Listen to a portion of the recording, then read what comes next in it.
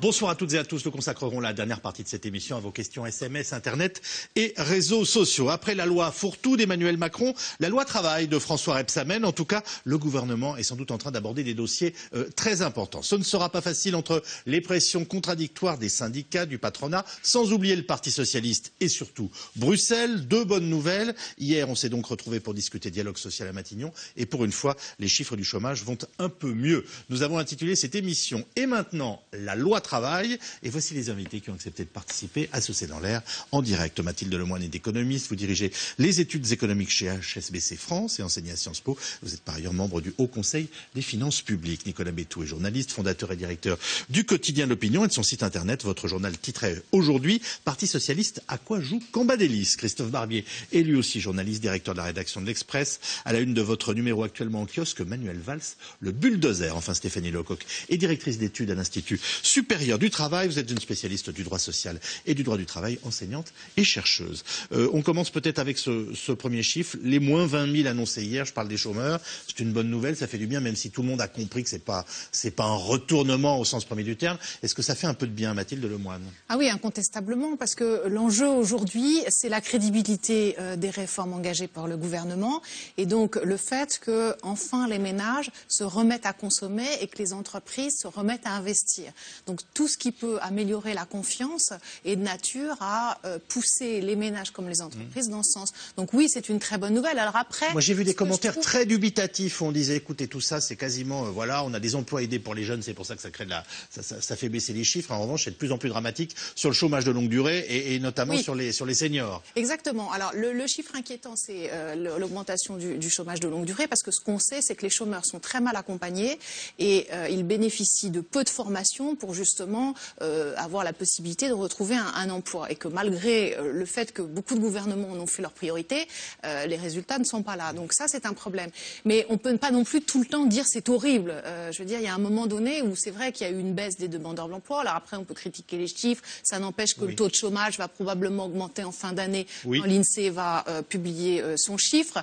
Mais voilà, c'est des signaux. On voit qu'il y a quand même des éléments qui sont de nature à avoir une appréciation un peu plus positive sur l'économie française dans le monde. Et ça, moi, je le ressens quand je rencontre des investisseurs dans le monde entier. Et je trouve que c'est important parce que, encore une fois, la confiance dans l'économie est importante. Alors, ça ne suffira pas, mais c'est absolument essentiel. Mathilde Lemoine fait ce soir la pitié de bon augure. Voilà. Que me dit Nicolas Bétou? Quelle est son opinion? Qu'elle a raison et que j'insisterai peut-être un peu davantage qu'elle sur le fait que ça n'est pas encore un bon signal pour la suite. C'est une bonne nouvelle, il faut la prendre pour ce qu'elle est.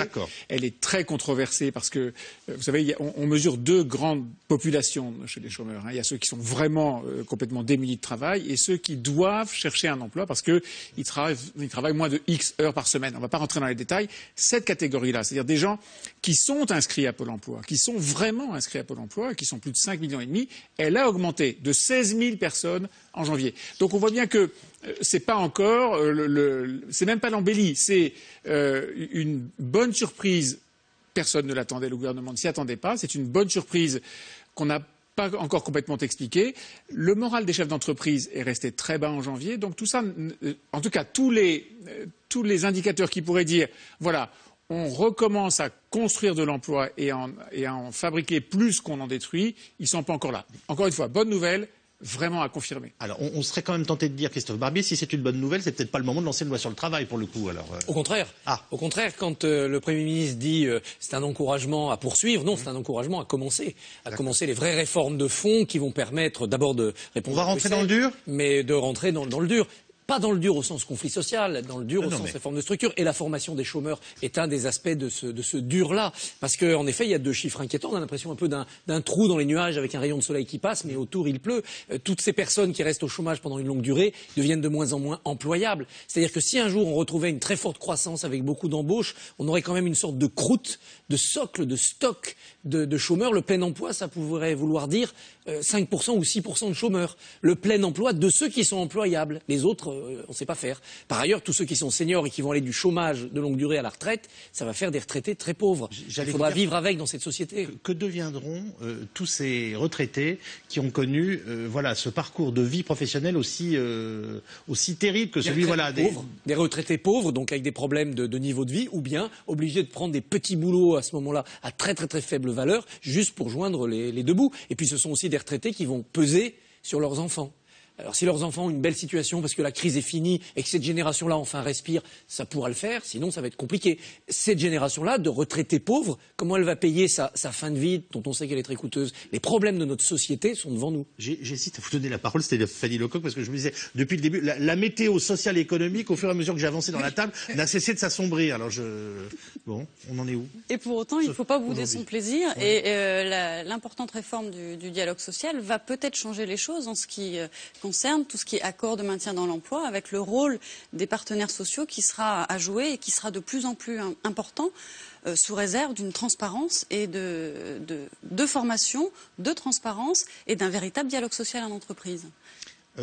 On a titré ce soir et maintenant une loi travail, entre guillemets, pour dire, voilà, finalement, aujourd'hui, tout le monde sait que c'est là-dessus et sur la capacité de la société française, de l'économie française à générer du travail et donc tout simplement à faire circuler de l'argent dans tous les sens du terme dans le pays qui est devenu absolument central. Alors, je demandais à Christophe Barbier il y a un instant, est-ce qu'on est rentré dans le dur et est-ce que ça se fait sur 2 années de quinquennat au sens le plus large du terme, hein? Non, je pense dans les dossiers essentiel. Non, je pense qu'on est loin des dossiers essentiels. Le dossier essentiel, à mon avis, ce sera la réforme de l'assurance chômage. Et ce dossier, il n'est pas encore entre les mains du gouvernement. C'est un dossier qui va être abordé en 2016 seulement, selon le calendrier qui a été mis au point par les partenaires sociaux, entre le patronat et les syndicats. Il y a pas beaucoup de chance pour que ce soit une réforme de fond, en profondeur, et c'est pourtant là qu'est l'essentiel de la remise en mouvement de ce marché du travail. Oui. On dit beaucoup, l'Allemagne est très vertueuse sur le plan budgétaire, elle a réussi à dominer ses déficits, à se désendetter, tout ça est tout à fait vrai, et l'Allemagne, cette année, a un budget en excédent, 18 milliards d'euros d'excédent. Bravo. L'essentiel de la remise en mouvement de l'Allemagne vient de 4 réformes successives, les réformes Hartz, 1, 2, 3 et 4. Monsieur Hartz était le DRH de Volkswagen et il a, au moment des gouvernements Schröder, aidé à mettre au point une réforme qui a totalement modernisé, bouleversé le marché du travail, c'est-à-dire en fait l'assurance chômage, en réduisant les temps de latence, en incitant davantage, évidemment avec un peu de carotte mais beaucoup de bâtons, les chômeurs à repartir sur le marché du travail, fût-ce avec des emplois qui n'étaient pas exactement ce qu'ils cherchaient au moment où ils sont entrés dans le chômage. Cette réforme-là, elle n'a pas été abordée en France. Ou plutôt, on a juste... On avait besoin de loi pour ça ? En Allemagne, oui. En Allemagne, oui. Et en France, on aura besoin de loi pour ça. Et pour le moment, on y reviendra tout à l'heure. Mais cette façon de dire aux partenaires sociaux, débrouillez-vous avec un sujet impossible, voyons ce qu'il en sort et puis après le législateur viendra et tirera les conclusions de ça, à mon avis, ce n'est pas la bonne méthode. Donc... Je le dis brutalement, accepter des boulots où vous gagnerez moins, ça se fait forcément avec une loi, ça. Vous comprenez le sens de ma question? Oui, ça se fait avec une loi parce que... On parle de marché du travail, oui. Oui, bien sûr, mais parce que la loi, elle fixe, à la fin des fins, la loi, elle fixe les durées maximum, ou les durées minimum et maximum, les montants, les proportions d'indemnisation auxquelles vous avez droit par rapport à votre situation précédente. Alors, 1 mois après l'échec des négociations, on s'est donc retrouvé à Matignon pour la loi sur le dialogue social. Le Premier ministre joue la douceur, mais veut une loi adoptée avant l'été. De quoi s'agit-il? Essentiellement d'une simplification des règles de représentation des salariés dans l'entreprise. Selon le patronat, un frein à l'investissement et à l'embauche. Marie-Laurent, Lise Barcellini. Comme une séance de rattrapage hier après-midi à Matignon.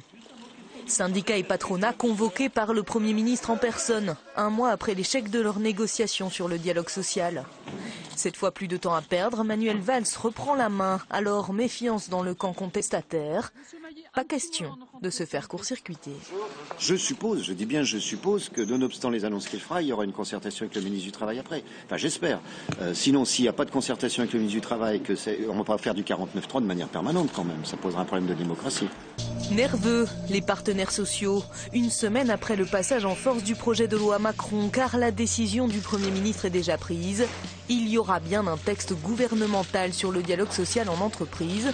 Le dossier doit être bouclé avant l'été. Objectif, simplifier la représentation des salariés et les obligations de consultation, considérées par le MEDEF comme des freins à l'embauche. Nous avions déjà critiqué la loi Macron qui s'était faite sans concertation et sans négociation, voire avec un débat à l'Assemblée nationale raccourci. Je pense que le Premier ministre envisage aussi cette question. Il vous l'a dit clairement. Il l'a laissé entendre. Nous sommes fin février, il veut passer le projet de loi mars-avril au Conseil des ministres et examen d'ici l'été. Donc c'est une méthode, il faut aller vite quoi. C'est la différence entre la réforme et la réformite. Vous savez, la réformite c'est une maladie de la réforme quoi. Il faut avancer, mais à un moment donné c'est pas simplement d'avancer, il faut regarder le fond. Le patronat, lui, salue la volonté du gouvernement et maintient la pression. Il y a urgence, car le monde bouge, car la situation de la France n'attend pas, je dirais, des réformes qui vont prendre des années. Comme un écho aux injonctions européennes, au moment précis où Bruxelles accorde un nouveau délai à la France, 2 ans de plus, pour ramener son déficit à 3%. Je dirais c'est délai après délai. Moi tant mieux pour nous, mais il faut que la pression reste sur les réformes structurelles profondes que nous devons faire sur le pays. Parce que sinon, si vous voulez, si tous les 2 ans on a 2 ans de délai, encore une fois on va mettre 150 ans à réformer la France et je suis désolé. La situation du pays c'est 11% de chômage, 10,5% de chômage. Merci beaucoup. Des recommandations formulées au même moment par Pierre Moscovici à la Commission européenne.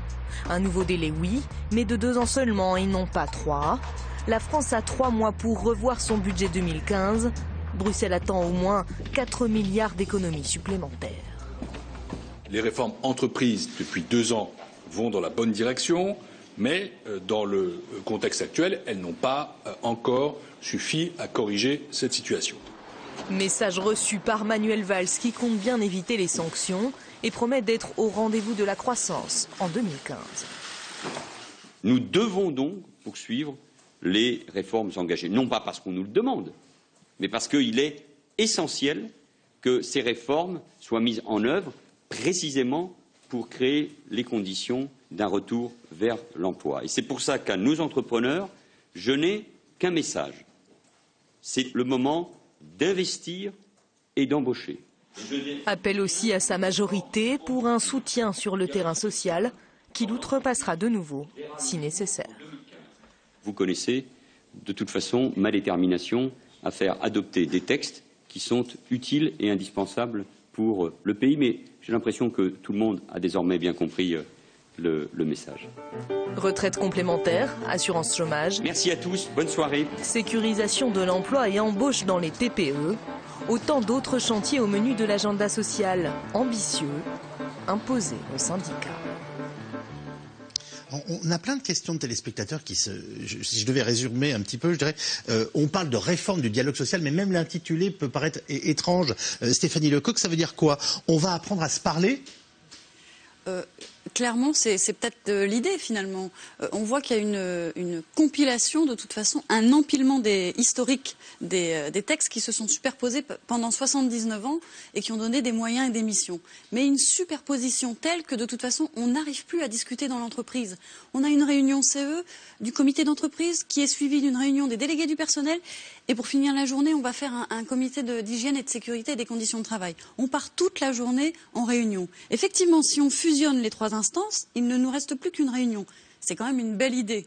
Effectivement, après, la question est de ne pas oublier... Ça bloque la société. Quand on vous écoute, je suis sûr que beaucoup de téléspectateurs se disent, mais c'est d'abord, on ne se rendait pas compte que c'était à ce point-là. 2, est-ce que c'est ça qui va améliorer la vie de l'entreprise, au bout du compte fluidifier les rapports sociaux dans notre pays et permettre qu'on ait une économie qui se porte mieux, puisque c'est le but. Voilà, on travaille pour le travail, si je puis dire. Ça ne va pas réécrire le Code du travail, mais ça va réécrire une partie du Code du travail, la partie collective du travail, avec le dialogue dans l'entreprise. Le dialogue ne sera plus superposé. On ne va plus parler des mêmes questions d'une façon différente selon les acteurs que l'on a autour de la table. On va réfléchir de façon commune à des problématiques et on va faire avancer davantage et plus facilement les interlocuteurs de l'entreprise, le management, les salariés qui comprennent pas non plus ce que les instances représentatives du personnel doivent faire. Oui. Ils ne savent même pas eux-mêmes. Si vous posez la question, même ici autour de la table, à quoi sert un délégué du personnel, un élu du comité d'entreprise ou un membre du CHSCT, c'est pas très clair. Et pour comité d'hygiène et de sécurité. Les conditions de travail, oui, bien, j'ai oublié l'essentiel. L'amélioration des conditions de travail. Ouais. Et d'ailleurs, celui-là, s'il peut rester autonome, c'est la grande question, et indépendant, ce ne sera pas une mauvaise idée. Je vous voyais, vous aviez l'air de dire, oh là là, oui, on connaît ce... Donc, de tout ce qui est annoncé, moi, ça me paraît l'un des éléments les plus importants. C'est vrai qu'il faut absolument arriver à fusionner ces institutions, CE, DP, CHSCT, en finir avec le feuilleton interminable de ce qu'on appelle les infoconsultes, limiter les délits d'entrave, c'est-à-dire la possibilité d'attaquer la procédure pour tout suspendre, gagner du temps. Le problème de principe n'est pas en cause. Il faut évidemment que les salariés aient des gens pour les défendre et puis aient leur mot à dire. Mais le problème, c'est de ne pas tomber dans des tunnels de négociation qui font que pour la moindre décision, ça prend 6 mois, ça prend 9 mois, à une époque où, à cause de la crise et des nouvelles conditions de marché, les entreprises doivent aller vite dans leurs décisions. On va vous dire qu'on veut réduire le pouvoir des syndicats. Non, il faut au contraire un pouvoir important, peut-être plus important, notamment dans certaines entreprises où il n'y a pas de pouvoir pour les salariés, mais beaucoup plus rapide. Que les syndicats ne puissent pas se dire, attendez, on va prendre 6 mois, on va nommer un expert, on va faire appel à l'extérieur et on vous donnera un avis qui sera un avis négatif. J'insiste parce que c'est la première question SMS qui est tombée, c'est quel est le but? Réformer le dialogue ou faire avaler des couleuvres aux syndicats? Non, réformer le dialogue. Mais moi je pense que pour réformer le dialogue, il aurait été meilleur de réformer le syndicalisme d'abord. Et réformer le syndicalisme, ça veut dire changer complètement de nature, ne plus avoir des tout petits syndicats, tout petits par leur nombre d'adhérents, mais très important par leur capacité à bloquer les évolutions. On devrait passer au syndicalisme obligatoire. Vous êtes salarié dans une entreprise, vous devez avoir une mutuelle, vous devez adhérer à un syndicat. Donc il y aurait des millions de salariés dans chaque syndicat. Donc les syndicats deviendraient à la fois très puissants, mais auraient des comptes à rendre à leurs clients. Vous venez d'exprimer un vœu là, ou vous pensez que c'est quelque chose qui peut arriver un jour? Non, ça n'arrivera pas. D'accord. C'est très bien. Ça n'arrivera pas sous cette législature, la gauche ne le fera pas. Non. Nicolas Bétou. Je pense qu'il y a une autre dimension dans la réforme du dialogue social. Moi, quand j'entends ça, je me dis, ah bon, alors il faut qu'on apprenne à se parler. C'est inouï, c'est d'abord, la première chose, et une des plus importantes. Et puis ça ne crée pas des emplois. Alors justement, une des plus importantes, j'allais y venir, une des plus importantes. On fait la météo dans l'autre sens. Une des plus importantes réformes, c'est le fait d'alléger les contraintes qui s'imposent aux chefs d'entreprise au fur et à mesure où les effectifs augmentent dans une entreprise. Oui. C'est le célèbre problème des seuils sociaux. La loi sociale en France est faite d'une manière telle que quand vous franchissez des seuils qui sont 10, 25, 50 et au-delà, vous êtes obligé de respecter de nouvelles contraintes sociales, de créer des postes de délégués du personnel, de comités d'entreprise, de comités d'hygiène et de sécurité et des conditions de travail. Tout ça vient à la fois alourdir le mode de fonctionnement de l'entreprise et aussi créer une contrainte qui effraie un certain nombre de patrons. Et donc, beaucoup de patrons, ça a été démontré de très nombreuses fois. Il y a beaucoup plus d'entreprises, il y a 2,5 fois plus d'entreprises de 49 salariés en France qu'il n'y a d'entreprises de 50 salariés. C'est pas un hasard. C'est pas parce que changer de dizaine, c'est quelque chose qui est effrayant en soi. C'est simplement que ça crée des contraintes très importantes que les chefs d'entreprise ne veulent pas affronter, à la fois parce que ça leur crée des problèmes, parce que ça coûte de l'argent, parce que c'est dévoreur de temps. Ce que disait Stéphanie Lecoq il y a un instant, c'est incroyable. Dans une même journée, on peut faire 3 ou 4 réunions. Et on a tous oublié de citer les délégués syndicaux. Il y a les délégués du personnel, il y a les délégués syndicaux, il y a les membres du comité d'entreprise, il y a les membres du CHSCT. Enfin, tout ça, oui, c'est très long. Ils existent, tous ces gens-là. Et donc ça veut dire que dans des entreprises qui sont déjà structurées, qui ont grossi, on a parfois plus de 10, parfois jusqu'à 15% des salariés qui ont à un titre ou à un autre une fonction de représentation de leurs confrères, de leurs collègues, de leurs amis salariés. Ce qui veut dire que dans des grandes entreprises, on se retrouve avec des salariés qui sont des syndicalistes professionnels. Ah, complètement, et qui ne travaillent plus au sens où ils n'exercent plus de fonction salariée dans la production de l'entreprise, bien sûr. On a quantifié la perte. En vous écoutant, je me dis, si j'ouvrais une boulangerie qui marchait bien, à l'extrême limite, il faudrait que j'ouvre une deuxième marque avec un deuxième nom et 15 gus plutôt que d'aller à 51. Oui, absolument, et c'est ce qui se fait très couramment. Oui. C'est une façon pour les chefs d'entreprise. Alors, ils alourdissent leurs contraintes juridiques, faire fonctionner 2 sociétés, mais ils allègent leurs contraintes sociales. Comment passe-t-on du dialogue social à plus de travail pour les Français, pour l'économie française? Alors, c'est exactement ce que vous disiez, c'est-à-dire que l'INSEE a calculé que la probabilité pour une entreprise de croître quand elle a 9 salariés est de 24%. Et si on passe à 10 salariés, elle est inférieure. Donc en fait, le seuil fait que, au-delà du nombre d'entreprises qui montrent clairement que ça bloque les créations d'emplois, la probabilité de croître est plus faible dès qu'il y a des seuils. Et l'autre chose, pour donner un chiffre aussi par rapport au coût de la complexité, elle est évaluée, quand on passe à 50 salariés, entre 49 et 50 salariés, à 4% pour une entreprise de sa masse salariale, pour donner un ordre de grandeur. Donc c'est relativement gigantesque. Voilà. Et ça explique ce que vous disiez, c'est-à-dire que beaucoup d'entreprises choisissent de se séparer, donc de créer plein de petites structures, mais de fait, ça oblige à prendre des décisions stratégiques qui ne vont pas forcément dans le sens de la création d'emplois ou dans le sens du développement de l'entreprise. Donc en fait, ça modifie des comportements et donc ça a un impact négatif sur l'ensemble de l'économie. Mais attention, ce n'est pas la seule raison, les seuils, parce que ça, l'INSEE le montre très très bien et a fait des études qui font foi en la matière, mais ensuite, c'est plus ambivalent sur la productivité ou sur l'investissement. Les conséquences des seuils sont plus ambivalentes. En revanche, ce qu'on peut dire aussi, c'est qu'au-delà des seuils, l'État a toujours accompagné les grandes entreprises plutôt que les petites entreprises. Et donc, de fait, c'est ce qui a aussi conduit au morcellement des entreprises en France. Il y a beaucoup plus d'entreprises en France que dans les autres pays de l'Union européenne parce que l'État français a toujours favorisé les grandes entreprises pour les commandes publiques, parce qu'on sait que l'impôt sur les sociétés moyens est plus faible pour les grandes entreprises. Et donc, c'est une logique politique qui est derrière aussi. Et c'est vrai que si on veut vraiment aider les petites entreprises, bien sûr, il y a ces réformes, la loi travail, comme vous l'avez appelé, mais je pense qu'il faut aussi que l'État accompagne différemment ces petites entreprises. Christophe Barbier. Deux petites remarques complémentaires. D'abord, pour votre boulangerie, n'ouvrez pas une deuxième boulangerie avec 15 salariés, embauchez-les au noir. Et parmi toutes ces boîtes qui sont à 49, moi je pense qu'il y en a qui sont à 51 ou 53 ou 55, simplement les embauches au noir. C'est ça aussi qu'on a. Français. Eh oui, mais on a provoqué pour ces employeurs le choix entre se lancer dans une entreprise à 50 avec toutes les contraintes qu'on a décrites ou bien passer au noir. Et je pense que certaines PME ont cédé à la mauvaise tentation. La deuxième chose, c'est dans la loi Hamon, par exemple, quand une société change un peu son capital, je crois qu'on doit prévenir tous les salariés. Une récente agence de rédactionnels publicitaires qui devait le faire, les salariés qui sont dans la boîte, on les prévient. Mais tous les pigistes qui étaient aux quatre coins du pays, eh bien, il a fallu leur envoyer un courrier recommandé. Et si la personne en question est en voyage, que le recommandé n'est pas retiré à la poste, il faut lui envoyer un huissier. Est-ce que c'est vraiment nécessaire? Est-ce qu'on aide l'emploi? Est-ce qu'on aide l'économie française? Là, ce que vous décrivez, c'est terrifiant. Tout ça part d'un bon sentiment, mais complètement idéaliste, qui est, après tout, quand une entreprise se vend, il faut proposer d'abord aux salariés de voir s'ils veulent pas l'acheter. Bon, ça, c'est dans un monde rêvé, c'est parfait. Sauf que, en effet, ça crée des contraintes absolument invraisemblables. Et ça, allez-y, il faut que vous préveniez tous, hein. Mais surtout, ça crée des contraintes tellement invraisemblables, c'est le cas décrit de Christophe, plus le fait que ça pulvérise le secret des affaires. Je veux dire, vous êtes une entreprise qui travaille dans je ne sais quel secteur. Vous allez être vendu parce que vous avez un problème de succession, etc. Mais tous vos concurrents sont au courant. C'est de la folie. C'est une pure folie qui part encore une fois d'un bon sentiment, comme souvent toutes les lois sociales, et qui se retourne en réalité contre la création de richesse, le développement des entreprises. Donc on ne vend pas, on ferme.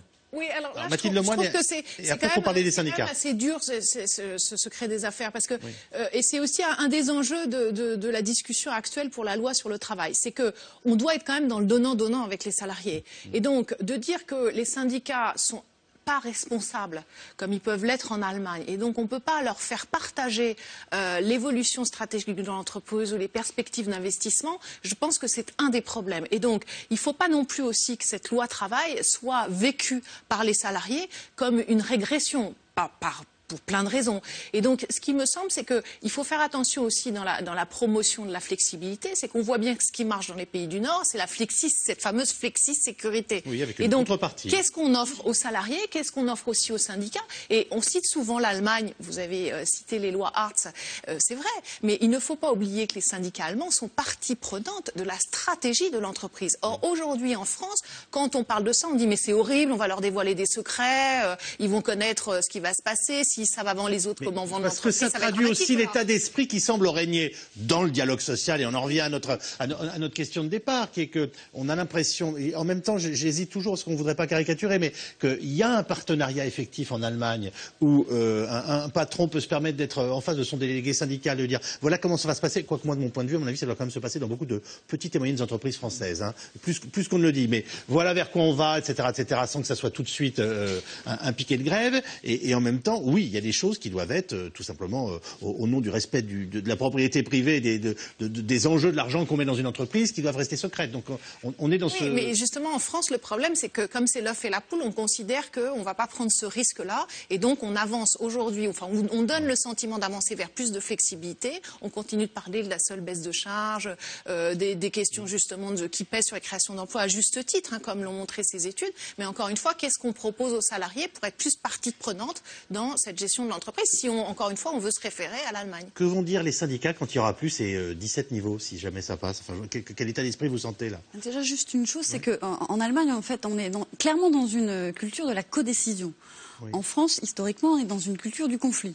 Donc, à partir de là, c'est dur de travailler ensemble. Et cette culture de conflit, elle demeure, et on en entend encore parler, et il y a un taux de représentativité syndicale qui est extrêmement faible. Et effectivement, si on pouvait tous cotiser de façon obligatoire, on s'en sortirait peut-être mieux. Je suis assez d'accord avec vous, Christophe Barbier. Mais en revanche, il faudrait vraiment une responsabilité de chaque acteur. Et responsabilité de chaque acteur, ça commence par cesser cette culture de conflit, être vraiment sur une culture du travail ensemble. C'est pour ça qu'il n'y a pas beaucoup de syndiqués aussi, non? Mais pourquoi? Parce qu'il y a plus... On voit assez bien la spirale. Personne, c'est une spirale infernale, parce que personne ne veut désormais se mettre sur les listes. Il y a tellement un climat de défiance vis-à-vis aussi de la direction, du management et autres. Et un climat de méfiance que personne ne veut prendre le mandat. Ce qui fait qu'on va cumuler les mandats. Je suis salarié, je vais cumuler les 3 mandats. Et ça, c'est pas gérable. Mais est-ce qu'on peut espérer changer un climat de défiance par une loi? Non. Moi, je ne crois pas. Mais... Non. Et d'ailleurs, la manière... Les mentalités, dans la transparence de l'information, notamment, quand même. Et ça, il y a des efforts et des lois qui sont faites. Alors, soyez transparent un peu, Nicolas Bécaud. Et d'ailleurs, dans la manière, je veux dire de façon très transparente, ce que je pense, la manière dont et combien de salariés à l'opinion? 40. Ah, tiens. 40. On est loin du seuil, mais on attend de grandir. Je vous le souhaite, bien sûr. Bien sûr, absolument. J'espère qu'on y arrivera un jour. Dans la loi telle qu'elle semble être préparée par Manuel Valls, on voit se dessiner l'idée qu'il y aura désormais des représentants pour les entreprises de moins de 10 salariés. Et on est dans ce fameux donnant-donnant qui va être le point de passage pour le gouvernement. Le patronat avait esquissé ce genre de choses, mais il est sorti de ces tentatives de négociation très divisées, totalement divisées même, entre les représentants des plus petites entreprises, disons la CGPME, les autres représentants patronaux, disons le MEDEF. Ces 2 organisations syndicales patronales ont une vision complètement différente de la manière dont doit évoluer le dialogue social. Parce qu'elles ont peut-être des intérêts différents. Parce qu'elles ont des intérêts différents et que la CGPME voit avec terreur arriver une obligation de mettre d'une manière ou d'une autre dans l'entreprise ou dans l'environnement de l'entreprise des représentants des salariés. Et si le gouvernement fait ça, à mon avis, il crée une obligation supplémentaire pour les plus petits, pour alléger les obligations des entreprises moyennes et grandes, et il rentre dans une phase de conflit avec les petits patrons qui va être relativement douloureuse. Alors, on a dit qu'hier, finalement, cette première réunion que tout le monde redoutait, c'était plutôt bien passé. Est-ce que c'est le cas, Christophe Barbier? J'ai trouvé que le Premier ministre était assez clair, assez cash dans ce qu'il a dit. Il a commencé par rappeler aux partenaires sociaux qu'ils avaient échoué et qu'ils devaient réviser leur méthode de dialogue parce qu'ils rentrent dans le dialogue en organisant le scénario de son échec. Et ce n'est pas la première fois. Donc on perd du temps. Et ensuite, j'ai trouvé que tous les problèmes étaient mis sur la table. Alors, mettre sous la table tous les problèmes ne fait pas le une collection de solutions. Non. Mais sur la représentation, par exemple... Dans la procrastination, on peut aller très loin. Voilà, mais sur la représentation dans les TPE, les très petites entreprises, l'idée de créer une sorte de commission au niveau des grandes régions, des 13 grandes régions, à laquelle on pourrait faire appel en cas de difficulté ou de conflit dans une TPE, ça me semble assez moderne. C'est pas une contrainte, c'est pas toutes les semaines qu'il faut faire une réunion obligatoire avec un compte rendu en 12 exemplaires. C'est un service qu'on tient à la disposition des salariés ou des petits patrons. Ça, c'est peut-être bien. Valls pilote, Rebsamen est le Macron de la loi, si je puis dire. Je pense que Macron n'a absolument pas confiance dans Rebsamen. Donc je pense que Macron va essayer de mettre en deuxième lecture de sa loi, celle du 49.3, celle dont on a beaucoup parlé, des éléments qui n'auront plus besoin d'attendre la loi sur le travail. La marge de manœuvre est étroite, il ne faut pas mettre le feu non plus au Parlement. De manière à gérer ce que Jean-Claude Mailly esquissait tout à l'heure dans le sujet, c'est un problème de calendrier. Qu'est-ce que vous nous dites là? Parce que c'est étrange sur les relations entre le ministre du Travail et le ministre de l'Économie. La loi Macron est au Sénat. Oui. La droite va y rajouter des tas d'amendements. Oui. Puis elle va revenir à l'Assemblée pour une décision définitive. Le 49.3 peut encore servir. Oui, bien sûr. Donc Macron peut doper sa loi à la macronite aiguë et la faire adopter par 49.3. Les frondeurs seront gros gens. Oui, mais attendez, Rebsamen, lui, doit préparer sa loi sur le travail. Non, parce que le véhicule 49.3, il est valable sur ce texte. Ils peuvent l'utiliser sur ce texte-ci. Ils n'ont besoin de la session extraordinaire que pour la loi Rebsamen. Il sera forcément modifié avec les amendements. Pour la loi Rebsamen, ils ont besoin de la session extraordinaire de juillet. Vous voulez dire que si je me dope, je peux pas en donner un peu à Nicolas? Non. Je pense qu'il y a un litige au sein du gouvernement entre Rebsamen et Macron.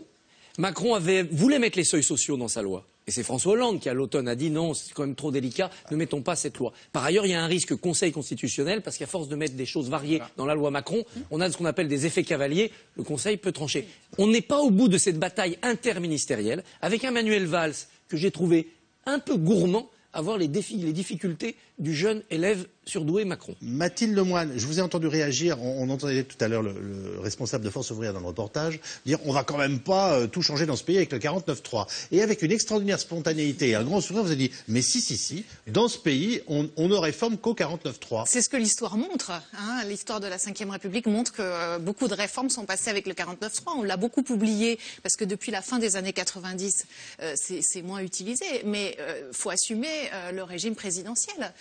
Donc la France a un régime présidentiel et c'est comme ça que beaucoup de réformes sont passées durant les années 80 et 90. Ça va se terminer avec un plus petit dénominateur commun, tout ça ? Ça devrait clairement. Je prends juste un exemple. Ils veulent quand même réformer et fusionner. Alors, très astucieux, ils ont changé le nom. Ils ont dit on va élargir la délégation unique du personnel. Oui. Donc la délégation unique du personnel, vous êtes entre 50 et 299 salariés. Vous pouvez cumuler les instances. Délégué du personnel et comité d'entreprise. Oui. Très bien. On a par exemple pour une entreprise de 200 salariés, 8 DUP, donc qui cumulent les deux, alors que si on était dans une entreprise classique qui va séparer les trois instances, oui, on est à 11. Ce qui nous fait gagner en heures, donc c'est un coût social important, 175 heures sous la délégation unique du personnel, 480 heures s'il n'y a pas de délégation unique du personnel. Mais l'astuce, c'est quand même qu'il faut demander l'accord aux partenaires sociaux pour pouvoir mettre en place la délégation unique du personnel. Et c'est là que le bas blesse, parce que c'est là qu'ils refusent. Donc c'était bien le sens de ma question. Voilà. Et vous y répondez. Côté chômage, nous vous l'avons dit en début d'émission, première bonne nouvelle depuis longtemps, moins 20 000 demandeurs d'emploi, j'ai arrondi le chiffre. Le recul le plus important depuis 7 ans et le premier depuis 6 mois. En revanche, la dette de l'UNEDIC, qui indemnise le chômage ne cesse d'augmenter, 4 milliards par an, avec un cumul creusé à plus de 21 milliards, et Bruxelles attend 2 milliards d'économie. Stéphanie Gillon, Pierre-Jean Perrin.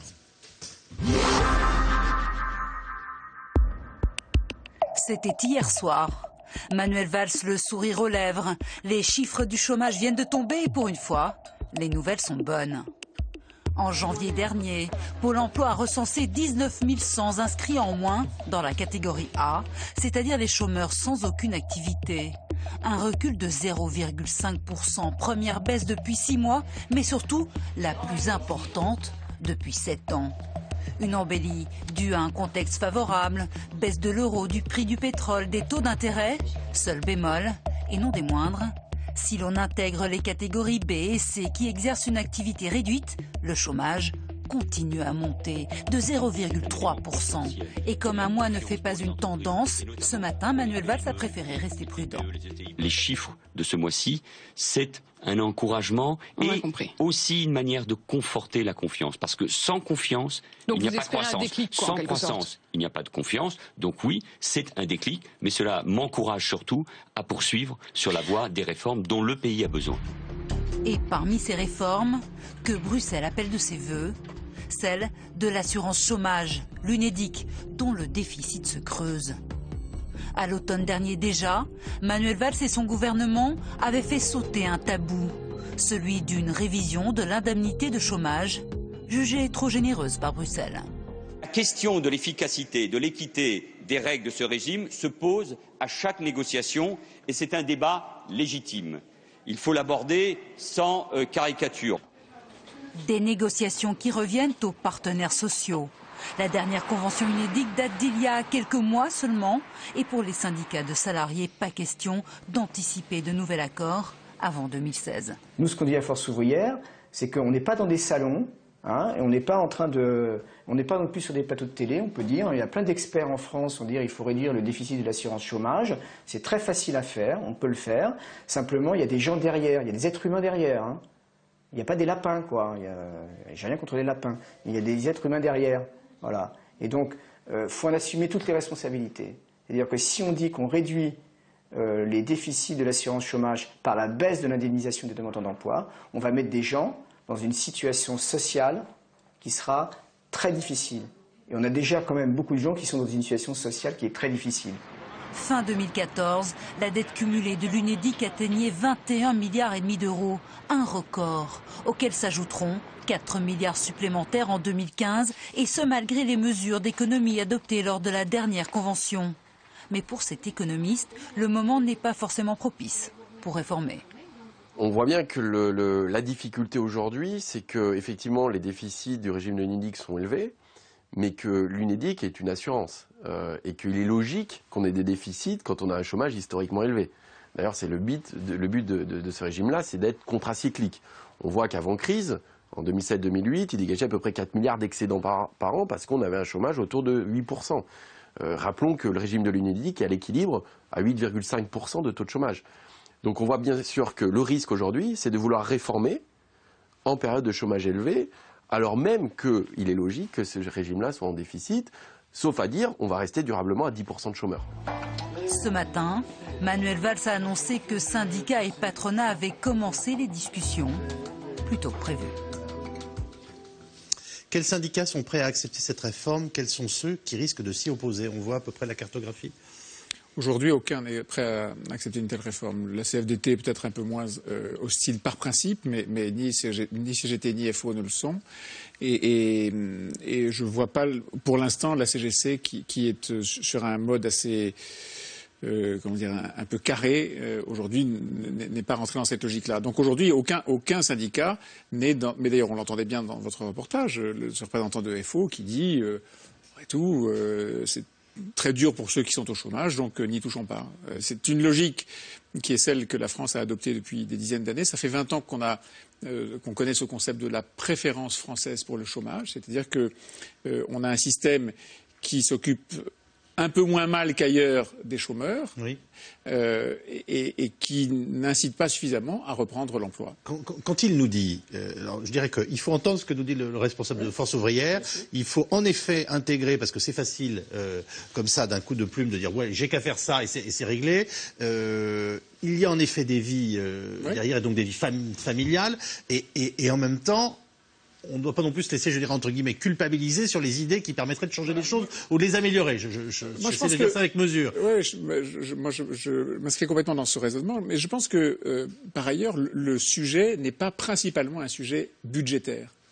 Bien sûr, l'Unédic est en déficit et bien sûr c'est un problème et il faut réduire le déficit. Mais le vrai sujet, c'est est-ce qu'on a aujourd'hui un système d'assurance chômage, oublions les chiffres, un système d'assurance chômage... C'est difficile de les oublier. Hein. Non. Oui, mais vous allez, je vais essayer de... Ferait penser de vous le rappeler un jour, oublions les chiffres. Non, pour concevoir une vraie réforme, est-ce qu'on doit s'occuper d'économiser un peu d'argent ou de remettre à plat ce système? À mon avis, il faut remettre à plat ce système. C'est-à-dire de la même manière, c'est-à-dire reprendre depuis le début le problème de savoir si la manière dont on indemnise les gens est favorable à leur formation quand ils ne sont pas là, quand ils ne sont pas au travail, à la recherche d'un emploi et à la contrainte dans laquelle on est de reprendre un emploi qui n'est pas tout à fait celui qu'on a abandonné parce qu'on n'a pas choisi de l'abandonner, on était licencié, on voudrait exactement le même emploi, exactement le même endroit. Voilà, tout ça dans un monde qui est beaucoup plus mobile qu'il ne l'était au moment où l'assurance chômage a été construite, ça mérite d'être remis sur la table. D'ailleurs, moi j'ai compris toutes les réponses que vous y apportez. Si vous me présentez les choses comme ça, d'ailleurs très clairement, vous êtes en train de nous dire qu'il va falloir que, même si ce mot à chaque fois crée des polémiques, on ait un peu moins d'assistanat et qu'on contraigne des gens à retourner au travail. Plus, mais de toute manière, on le sait très bien. C'est une chose naturelle que si on vous dit vous avez 2 ans ou 1 an ou 6 mois pour vous former, prendre le temps pour réfléchir à votre projet professionnel, ou si vous n'avez que 3 mois, c'est pas la même chose. Et évidemment, vous êtes dans une démarche qui est beaucoup plus dynamique. De façon générale, je crois que, en quelques mots, le droit du travail, le cadre social en France est devenu tellement complexe, tellement lourd, tellement rigide, que la méthode qui est prise en ce moment pour essayer de le réformer n'est pas la bonne méthode. On ne peut pas demander aux partenaires sociaux de dire « écoutez, on va essayer de bricoler pour faire les choses un peu mieux, et puis si ça ne marche pas, on demande au législateur, avec tous les conflits que ça provoque au sein même de la majorité, de faire une espèce... » Voilà. La réalité, c'est qu'il faudrait, mais ça ne peut pas se faire sauf après des élections générales, élections présidentielles et législatives, c'est complètement remettre à plat le droit du travail, dire au gouvernement... Au nouveau gouvernement, vous bâtissez un socle minimum à charge pour les syndicats et le patronat de dire parce que ça n'est pas le même métier, parce que ça n'est pas le même secteur, parce qu'on travaille la nuit, parce qu'on veut le dimanche, etc. On va adapter ce socle minimum à ce qu'est le marché du travail et la protection sociale de chaque secteur. Stéphanie Lecoq.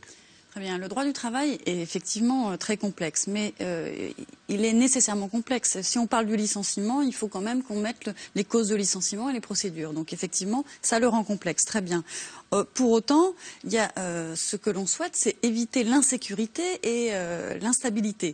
Les politiques, vous le dites vous-même, on pourra réformer le Code du travail si on change, s'il y a un renouvellement présidentiel. Autrement dit, finalement, c'est l'instabilité aussi, peut-être gouvernementale, qui permet l'instabilité du Code du travail. Je réforme et chacun sa réforme.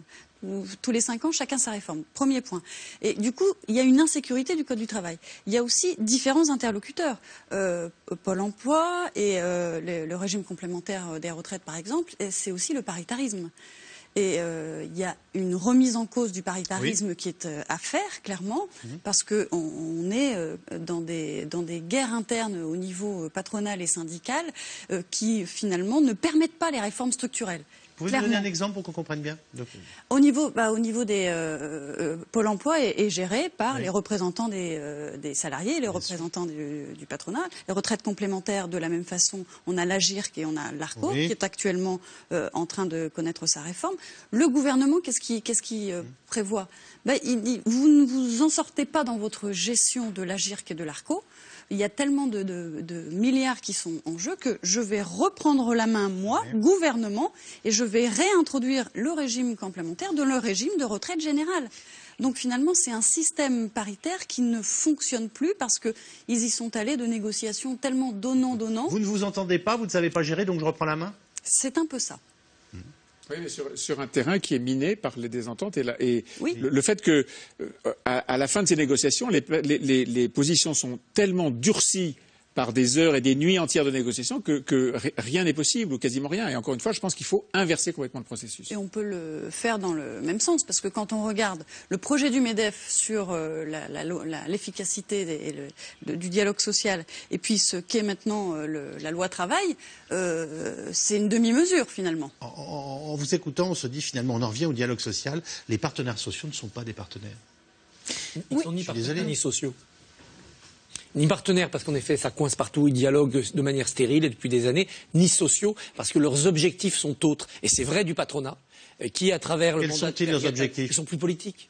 Ils sont beaucoup plus politiques et beaucoup plus idéologiques. Quand vous écoutez le nouveau patron de la CGT, quand vous écoutez aussi Pierre Gattaz, vous voyez derrière un discours qui ne vise pas au pragmatisme efficace le plus rapidement possible, parmi les pistes qu'évoquait Nicolas, vous voyez des gens qui sont sur des positions idéologiques, dogmatique. C'est tout à fait respectable, mais en période de crise, je trouve que c'est une grande responsabilité. Mathilde Lemoine. Oui, il y a deux choses. C'est vrai que les études économiques montrent que ce qui est défendu par les syndicats, c'est l'augmentation de salaire, plus que l'emploi et l'investissement dans l'entreprise. Oui. Donc, ça rejoint ce que vous dites.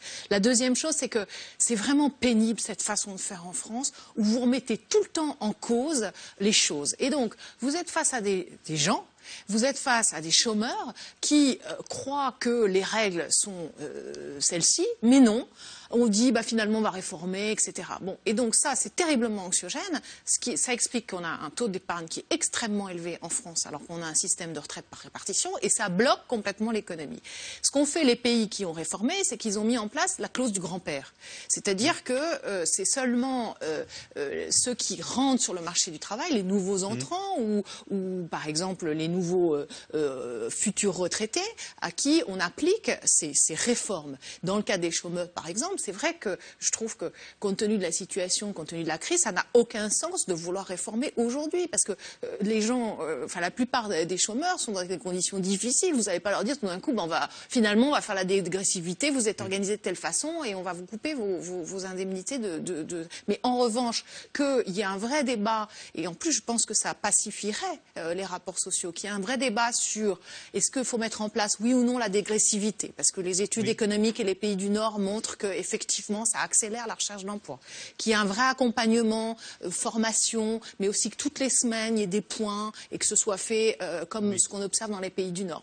Voilà, qu'il y ait cette discussion. L'autre point qui est mis sur la table, c'est le montant d'indemnité pour les cadres qui est très élevé. Et là encore, les études économiques montrent que les cadres ont tendance à rechercher un emploi dans la dernière phase. Oui. Voilà, donc on peut mettre ça sur la table, mais encore une fois, je trouve que ce qui tend vraiment les relations sociales, en tout cas c'est mon avis, c'est qu'on veut à chaque fois changer les règles du jeu pour les gens qui sont en situation. Et donc c'est insupportable parce que vous organisez votre vie, vous organisez votre avenir. Quand vous êtes au chômage, vous comptez sur des choses. On vous dit tout le temps, mais non, ça va changer, et puis on ne sait pas comment. Donc comment vous voulez faire ?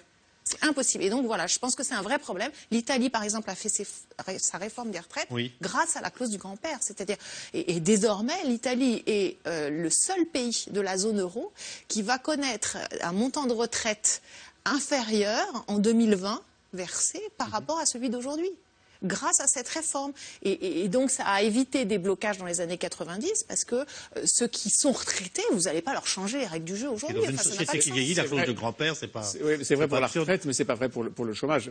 En tout cas, une réforme est absolument nécessaire pour redynamiser le marché du travail, qui s'appliquerait à ceux qui seront demain au chômage. Exactement. Oui, tout à fait. Je précise que vous m'avez fait remarquer, et que vous aviez raison, que j'annonçais que Bruxelles attendait de nous 2 milliards d'économies. C'est 4 en fait, c'est-à-dire 2 fois plus. Dernier chantier que le gouvernement devra bien aborder, lui aussi, celui de la simplification du marché du travail. On parle de fluidification, plus de simplicité, mais avec des contreparties pour les salariés. Reste le Code du travail, 3500 pages, 400 articles, mais en simplifiant, certains spécialistes nous expliquent qu'en fait, on risque de l'alourdir encore plus. Maxime Vauthier, David Lemarchand.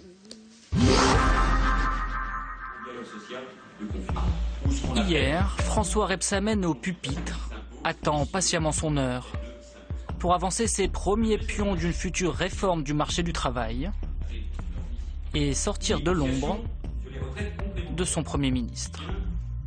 Peut-être sur la première question. Le lissage qu'a évoqué le Premier ministre des seuils sociaux se fait par la représentation maintenant, se fera par la représentation des salariés dans les entreprises de moins de 11 salariés, et puis par la diminution des obligations des consultations et des négociations pour le seuil des 50, et puis par un nouveau lissage du seuil des 300. D'autres dispositions pourront figurer, mais je l'ai dit, elles seront débattues avec les partenaires sociaux dans le cadre du texte qui sera envoyé au Conseil d'État.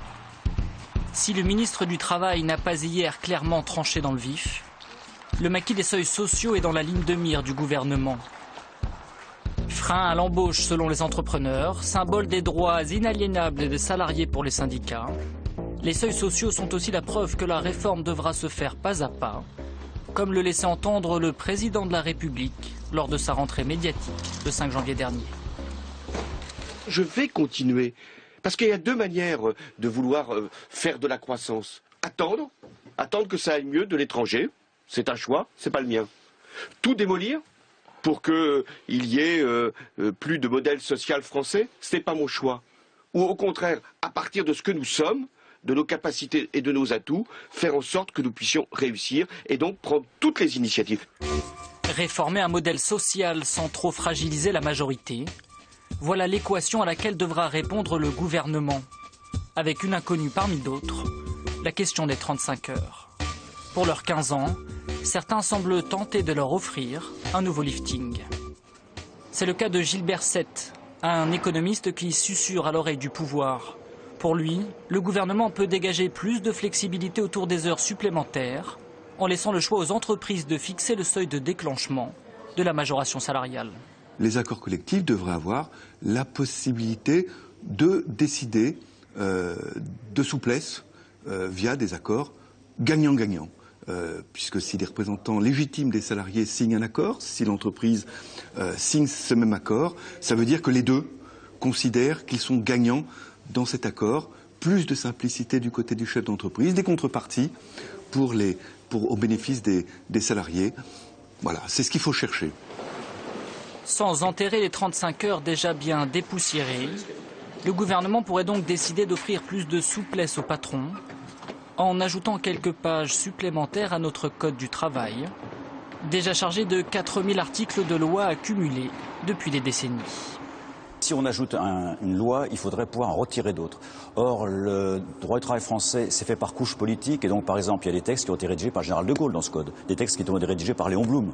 Sur le plan politique, c'est parfois un petit peu lourd de retirer, je pense, au comité d'entreprise. Le comité d'entreprise a été fait à la fois par le Parti communiste et le général de Gaulle. C'est un peu lourd de s'attaquer au comité d'entreprise.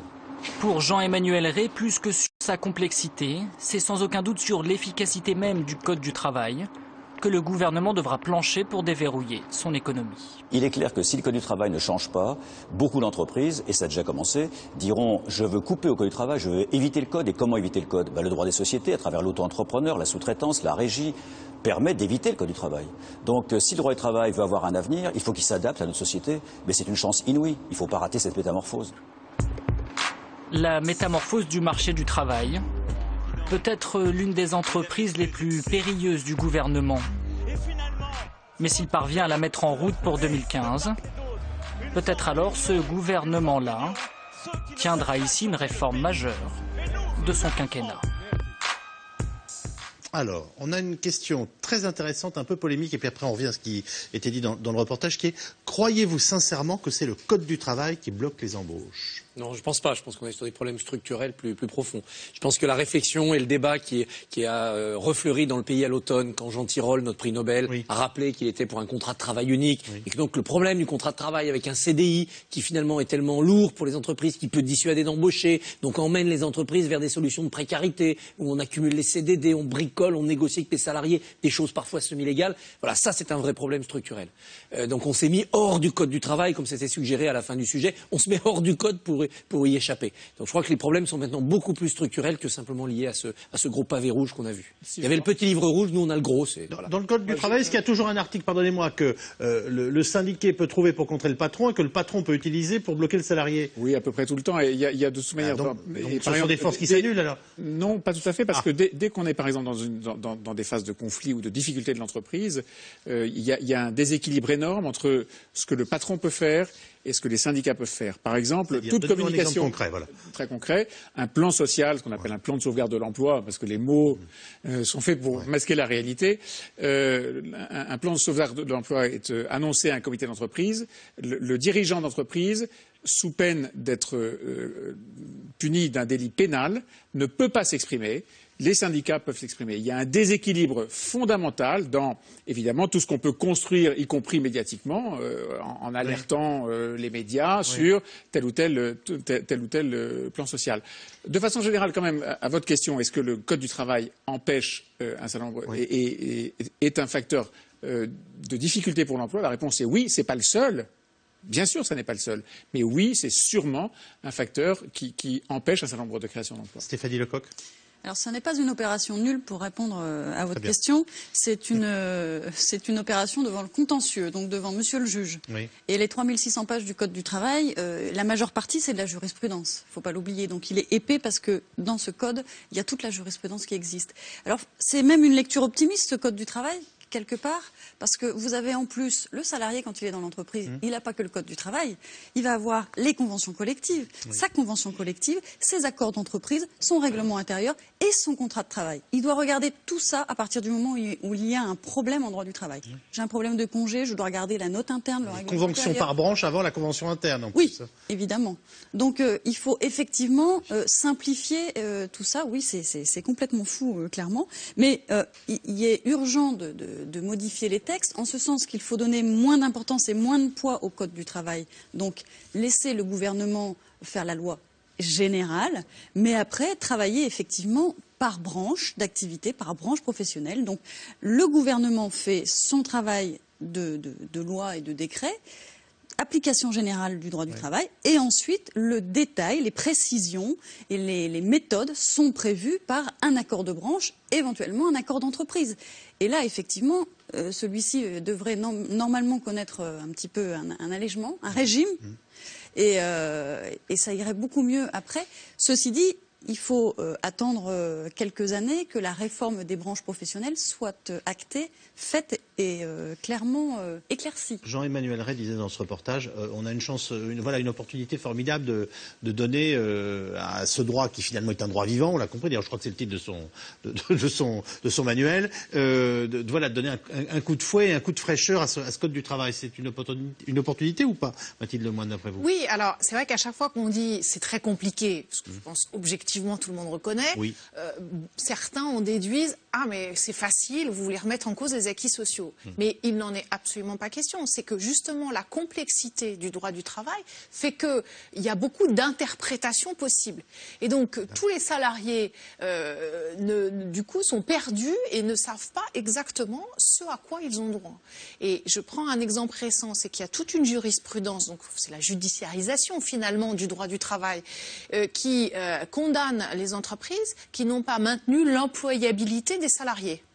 Alors, ça peut être très positif pour l'économiste que je suis, parce que, encore une fois, c'est un moyen de booster la croissance, et donc c'est un moyen aussi de réduire significativement le chômage.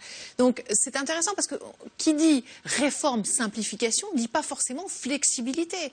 Et donc, si la règle est claire, c'est-à-dire si désormais on oblige, et que ce soit plus simplement une interprétation par la jurisprudence, les entreprises à maintenir l'employabilité salariée, c'est-à-dire à les former non pas seulement à être productifs à leur poste de travail, mais à garder une capacité à pouvoir changer de poste ou changer d'entreprise quand ils le souhaitent, et pas seulement quand l'entreprise fait faillite, c'est vrai que ça serait une avancée extraordinaire.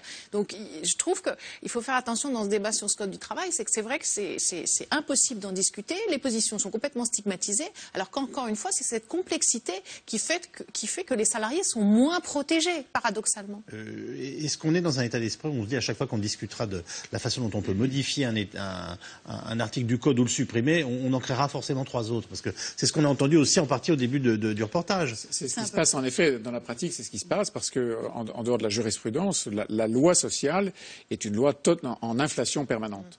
Et il y a peu de moyens d'y échapper puisque, encore une fois, cette loi sociale, elle va jusque dans le détail. On est exactement à rebours de ce qui se passe dans d'autres grandes démocraties sociales, des pays où il n'y a pas un code du travail aussi massif qu'en France, où le socle minimum est construit par la loi, il est construit en fonction des grands piliers de ce qu'est le modèle social du pays, et c'est aux syndicats, au patronat, aux branches, aux entreprises de régler ce détail-là.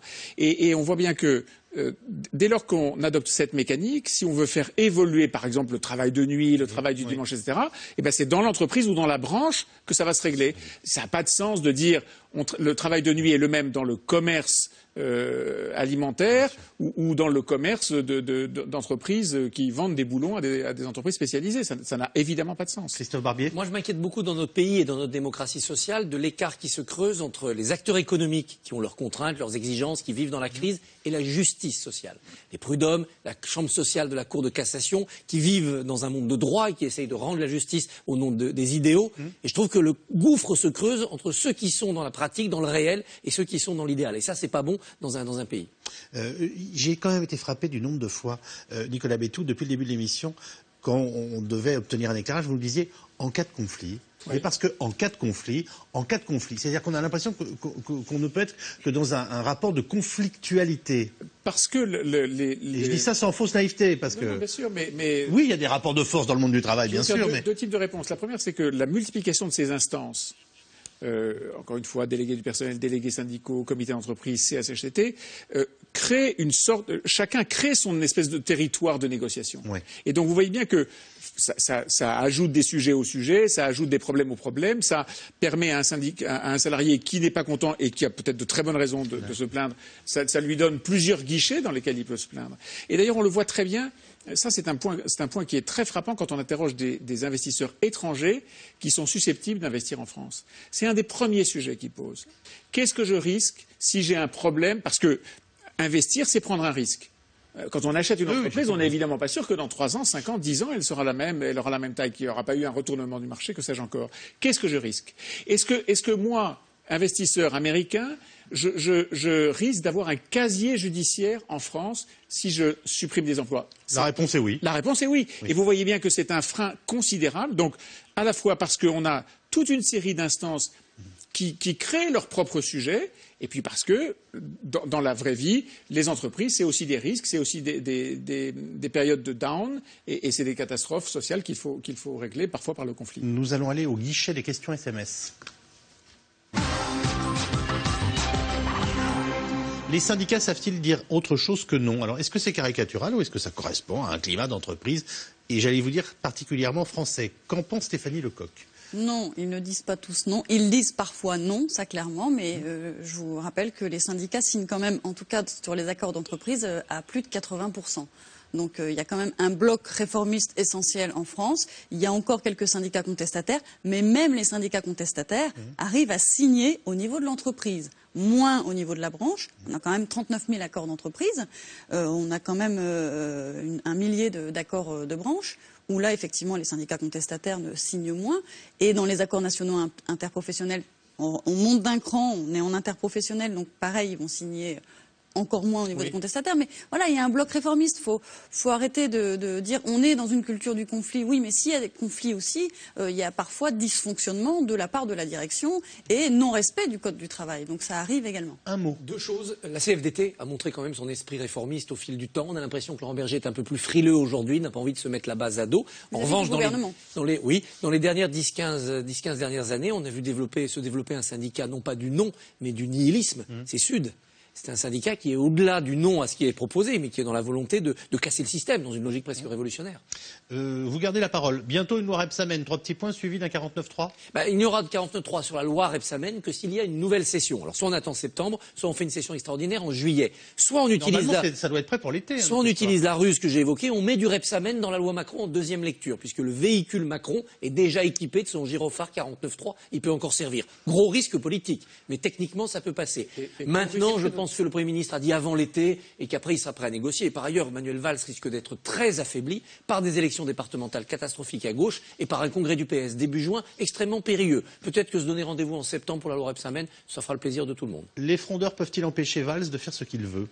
Oui, bien sûr. Bien sûr. D'abord, ils ont déjà réussi à empêcher Valls de faire ce qu'il veut, parce que cette menace qu'ils ont fait peser sur la loi Macron crée un climat d'autocensure.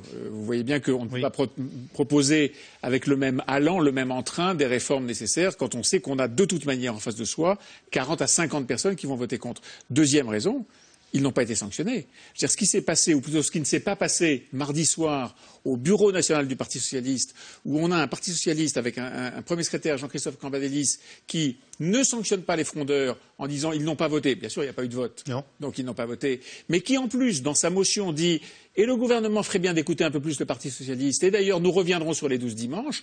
On est dans un univers non seulement de non-sanction, mais une forme de collaboration avec les frondeurs qui permet de préserver l'avenir pour le premier secrétaire. Il l'a avoué ce matin à la radio en disant c'est ça où j'accepte que mon parti explose. Et si mon parti explose, il n'y a plus de gauche, qu'on le veuille ou non, il n'y a plus de gauche réformiste, sous-entendu réformiste, dans ce pays. Il répondait à vos questions et vous avez probablement senti que, au fond, il défendait un parti socialiste qui est plus à gauche que les députés. Et d'ailleurs, on sait tous très bien que les militants socialistes sont plus à gauche que la représentation nationale du Parti socialiste. Et donc, il a effectivement, lui, un sujet compliqué à faire, mais ça donne beaucoup de latitude aux frondeurs. Christophe Barbier. Un mot très court. Manuel Valls n'a pas envie de faire tout ce qu'il veut. Il a envie de montrer aux Français qu'il fait tout ce qu'il peut dans les conditions économiques et politiques, pour que les Français un jour s'en souviennent, par exemple lors d'une présidentielle. Emmanuel Macron a quand même dit un truc extraordinaire aujourd'hui, il fustige les fainéants du Parti socialiste. Les fainéants en parlant des frondeurs. C'est un peu comme les analphabètes dans je ne sais plus quelle entreprise de Bretagne. Vous voyez, c'est des mots qui ne sont pas des mots de politique professionnelle, c'est des mots un peu provocateurs. Somme toute, Valls ne ferait-il qu'appliquer une politique de droite? Est-ce que vous trouvez qu'on peut résumer la situation comme ça? Non, ce qu'il a déclaré lors de la réunion dialogue social à Matignon, c'est du social-libéralisme versant social. Quand il fait le 49.3, 49.3 pour la loi Macron, c'est du social-libéralisme versant libéral. Mathilde Lemoine. Si on prend l'exemple très concret du travail le dimanche, finalement, ça augmente les droits des salariés qui travaillent le dimanche. Vous êtes d'accord? Oui, mais ça reste quand même une réforme... Non, ça reste là-dessus une réforme libérale par rapport au travail du dimanche. Comment la politique de Valls est-elle perçue à Bruxelles? Positivement. Oui. J'ai été frappée par le fait que les investisseurs étrangers ont eu une lecture extrêmement positive de l'utilisation du 49.3. Ils ont considéré que ça démontrait la détermination du gouvernement à faire des réformes. Et donc, c'est pour ça qu'on a 2 ans de plus? Je pense que ça a y participé et surtout, dans l'ensemble du monde, on a vraiment ce sentiment que la perception de la France est meilleure et que finalement, c'est vrai que les investisseurs considèrent que la France est capable qu'à un cas de faire des réformes et peut-être va s'en sortir avec sa méthode à elle, ce qui les énerve beaucoup d'ailleurs. Puisqu'il engage des réformes libérales, pourquoi le Parti socialiste ne cherche-t-il pas une nouvelle majorité avec les centristes? Alors, peut-être plus que le Parti socialiste, on devrait dire le gouvernement, je ne sais pas, mais qu'en pensez-vous? Parce qu'il y a un tel niveau d'impopularité du gouvernement actuel que ce serait une drôle d'idée, alors qu'on rentre, on est au bord d'une séquence présidentielle. Oui. Le présidentiel, c'est dans 2 ans seulement. On va avoir 2 rendez-vous électoraux cette année même, et ensuite on est dans la mécanique des primaires de l'actuelle opposition. Et donc, imaginez que le centre et une partie de la droite viennent au secours d'une majorité qui est en train de se défaire complètement, ça me paraît assez largement illusoire. Ça s'est pas vu sous la loi Macron, en tout cas. Le Premier ministre commençait aujourd'hui sa tournée pour les départementales. La France a fait le choix du chômage, alors pourquoi culpabiliser les chômeurs? C'est intéressant, voilà, c'est quelqu'un qui reprend l'expression que vous avez utilisée et qu'on entend souvent dans cette émission, la France a fait le choix du chômage et qui nous dit, dans ce cas-là, pourquoi voulez-vous mettre la pression sur les chômeurs? Non, mais en liaison avec la durée des indemnités. Parce que c'est quand même de ça qu'on va finir par parler aussi. C'est-à-dire que dans l'indemnisation du chômage, il y a le montant et il y a la durée. Si vous jouez sur un vecteur... Ah. Ils ne sont pas coupables. Il y a un système. Attendez, vous ne pouvez pas reprocher aux gens qui sont au chômage de s'inscrire dans un système qui a été construit pour eux. Donc il n'y a pas de culpabilisation des chômeurs. Simplement, on dit que ce système n'est plus le plus efficace pour dynamiser le marché du travail. Voilà, il n'y a pas de culpabilisation. Vous voulez ajouter quelque chose? Non, c'est exactement ça. Il faudrait qu'on fasse un saut périlleux arrière pour changer le système. Alors, est-ce qu'il faut le faire uniquement pour les nouveaux chômeurs ou est-ce qu'il faut le faire pour tout le monde? Ça ne peut se faire en tout cas qu'avec un accord de la population, un consensus. Et ce consensus, s'il n'est pas par le dialogue social, il se fera lors d'une présidentielle, avec éventuellement derrière des référendums. C'est une toute autre mécanique politique qu'il faut mettre en route. Une des réformes qui a été menée aussi dans les pays du Nord, c'est vraiment l'accompagnement beaucoup plus étroit des chômeurs. Donc là, il n'y a pas de culpabilisation. Au contraire, c'est leur donner des moyens de pouvoir retrouver un emploi. Dernière question. Pour qui se prend Valls, sa manière brutale d'imposer ses choix ne va-t-elle pas soulever la rue? Pour l'instant, non. La rue ne se soulève pas. Maintenant, s'il passait en force sur d'autres secteurs, ça pourrait en effet... Attention et méfiance quand même au niveau du climat sur quelques syndicats corporatistes et catégoriels qui pourraient de temps en temps montrer leur mécontentement, on l'a vu avec Air France. Voilà ce que nous pouvions vous dire ce soir sur la situation sociale et économique de notre pays. Merci infiniment à nos invités d'y avoir participé. Merci à vous de nous avoir suivis. Rediffusion de Ce C'est dans l'air à 22h35. Demain, vous retrouvez Caroline Roux et auparavant un invité dès 17h45 là aussi. Bonne soirée, à demain. Merci.